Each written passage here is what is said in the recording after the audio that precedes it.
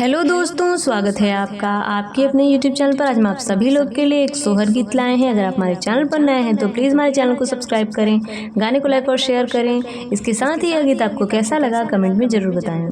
मैलिनी धोतिया भैया पहिनई बहिनिया के देश गए, बहिनिया के देश गए हो।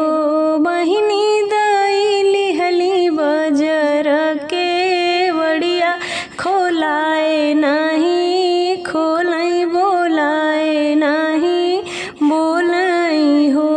बहिनी दैली हली बजर के बड़िया खोलाए नाही, खोलाई बोलाए नाही, बोलाई हो।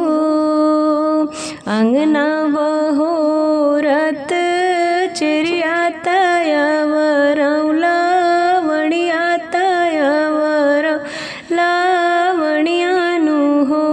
चिड़िया देखिया व भैया के डगरिया त काका लैके आएनी, काका लैके आएनी हो।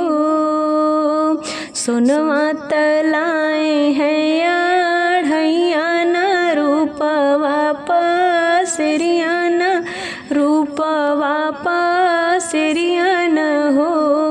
धान तो है बिना चटकी चुनरिया जनम जुग पहिनऊ, जनम जुग पहिनऊ हो।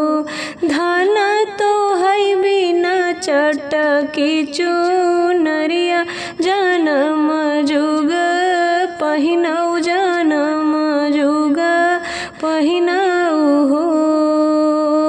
इतनी बचन सुनी बहिनी त मनई मन खुश भाई, मनई मन खुश भाई हो।